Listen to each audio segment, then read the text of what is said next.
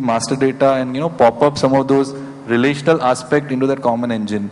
So, some of the softer aspects needed to be addressed when this business model was changed. And the whole idea is that the success of this and success of the company to really leverage the India growth story happened because of the centralized model. Now we could really put in a lot of industrialized processes in this call center, and really we needed a very integrated view of all the information from SAP MDM, CRM, and obviously the core ERP to be able to manage this kind of workload.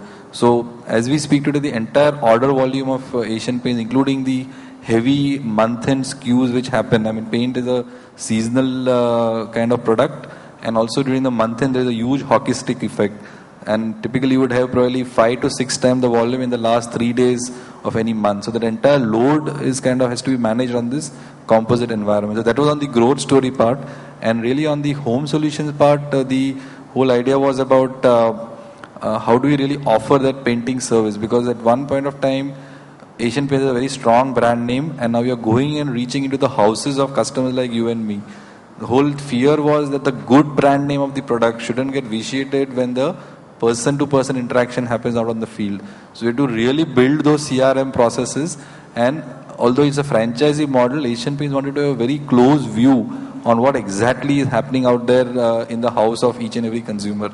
So those are the two business paradigms where we have to really support the business with those relevant IT solutions. I would really say the home solutions business is still a very small business, but the kind of IT solutions we have deployed probably would warrant a fairly large enterprise deployment. But we have had a success story there predominantly because IT has given visibility on each aspect of the life cycle of managing that consumer. Okay, thanks for that. So let me ask a little bit of a contentious sort of question then. So if you look at master data management, a lot of people think it's all encompassing, right? It does everything. Why do you need business process management with master data management? Okay, so if you really look at master data management, it's essentially what we have ended up doing is what is called so there are couple of aspects about master data management. I think we've been lucky because we really didn't have one aspect about master data issue which is there in a lot of organizations, which is about the quality of master data. Right from the days when we implemented ERP in 2000, we had ensured that we would have a central master data management cell which would author all new master data in the entity, and they would, so essentially there are no rights given to any users in the pre-MDM days to create master data. Now obviously with the growth story, the amount of customers which you are introducing, the amount of new materials, vendors which you can introduce, huge load on the central master data team. So at that point of time we had built custom workflows where obviously the data originates from the business, but it's authored by a central team. The central team doesn't really have visibility into some of these fields. So you really need to have a business workflow which would gather data from sources, it will come up for approval, validation to the relevant business manager, and then kind of flow into a master data system. So really there is a need of a human to human workflow, a human to system workflow, and that's where the role of BPM kind of comes into picture. Also a lot of time the master data system is also a cross enterprise system application. So at least in our case, for example, the material data originates in a PLM system where the research and development guys do the research and a new product gets introduced. But all the commercial information is fed in by, let's say, the accounting team. All the distribution related information like reorder points or the MRP indicators, let's say in the SAP MRP module, are fed in by the respective distribution guys. So there's a fair amount of federated governance which happens over here, and finally it kind of goes into the ERP. So moment you got this kind of a integration landscape, you really need to have a BPM engine to really get a visibility, a cross-system visibility on the life cycle of the master data object.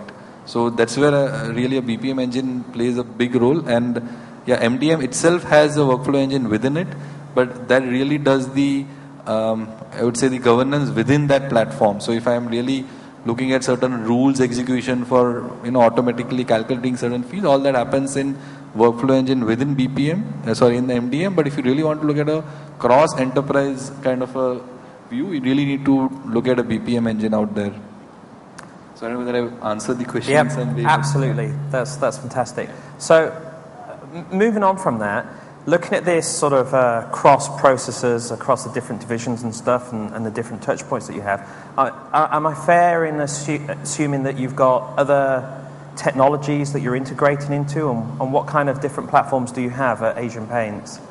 So we have a fairly best-of-breed architecture around the core SAP landscape, and a fair amount of processes which are really there for the manufacturing world are in ERP. But there are certain niche processes where we felt that we really need to go with certain best-of-breed solutions, and these solutions typically are, let's say, in the area of product lifecycle management, where paint development is a specialty chemicals business, and you have certain best-of-breed tools which do that job.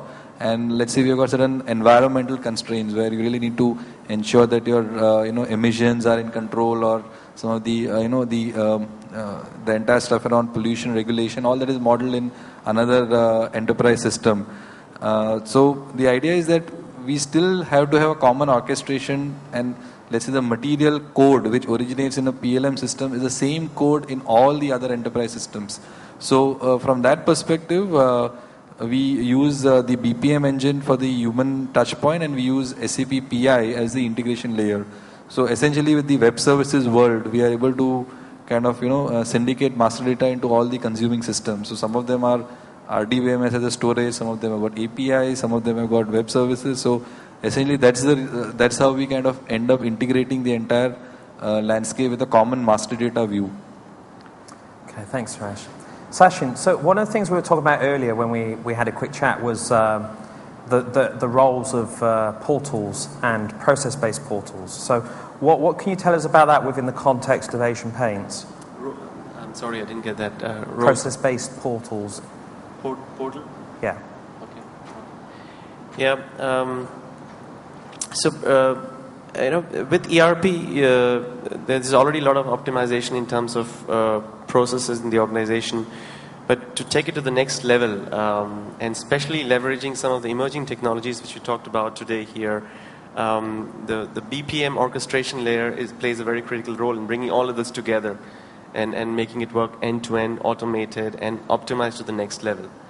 So that's been our primary focus in our partnership and if I want to add, there's essentially a life beyond ERP for the users, right? So, for example, if he does a credit or a debit note on a vendor in ERP in the module, there's a whole plethora of things which he ends up doing, let's say, over email, where he would actually run a full governance process.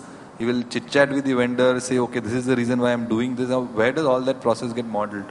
So, at least in our context, those processes are documented, let's say, in the ISO manual. But there is no IT system which is backing that, and that's where probably a BPM engine would really play a role. And if you're able to really get a view on these processes, model it, let's say, in a platform using BPM and notation, and take it into the execution layer, then probably there will be a lot of transparency in what happens between, let's say, a purchaser and a vendor in this instance. So there is this life beyond SAP which really needs to be IT enabled and brought onto a process platform, because that's where the at least we feel that that's where the maximum amount of audit failures or transparency kind of goes away. Thanks, Rash. So, why did Asian Paints choose SAP NetWeaver BPM specifically?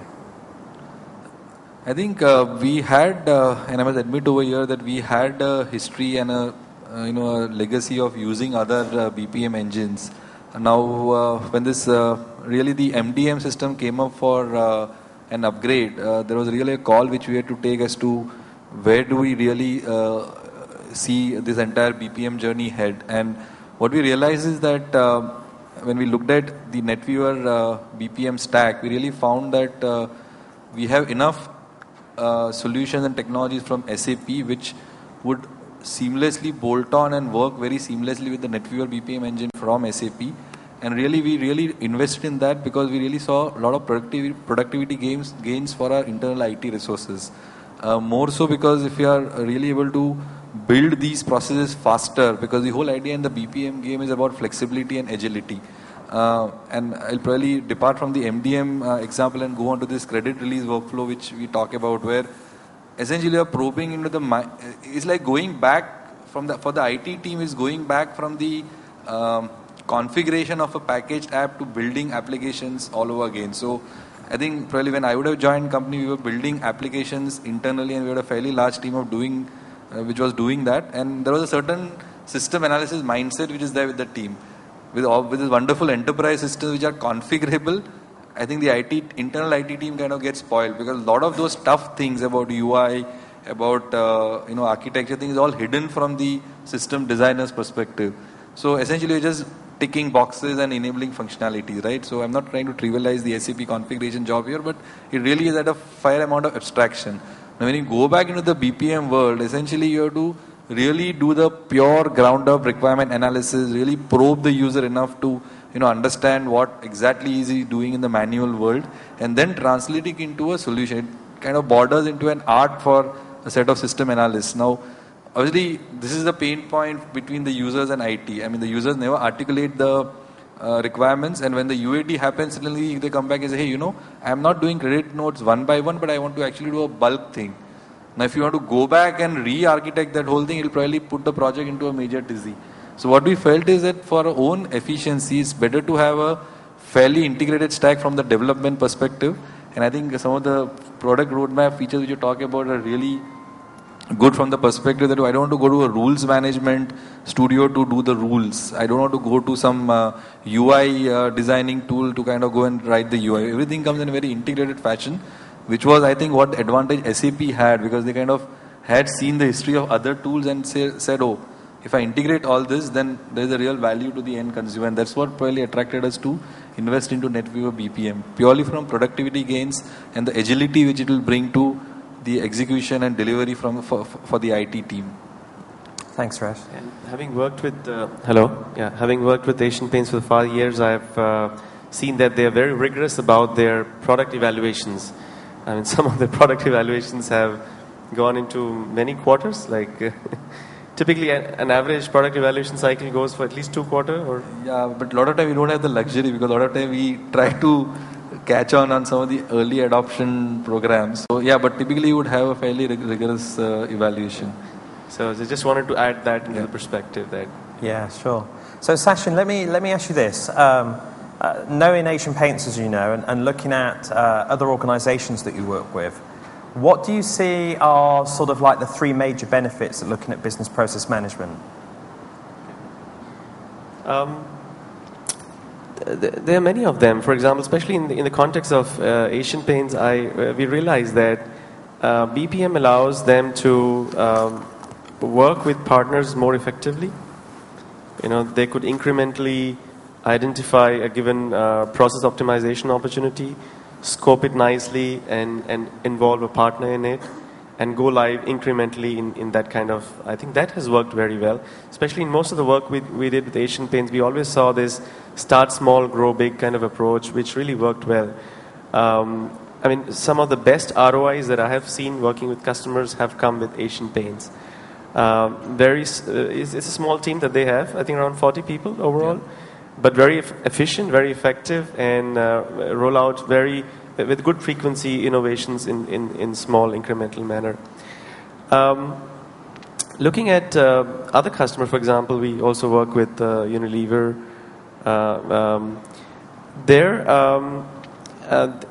We have seen a huge benefit in terms of process cycle times, for example.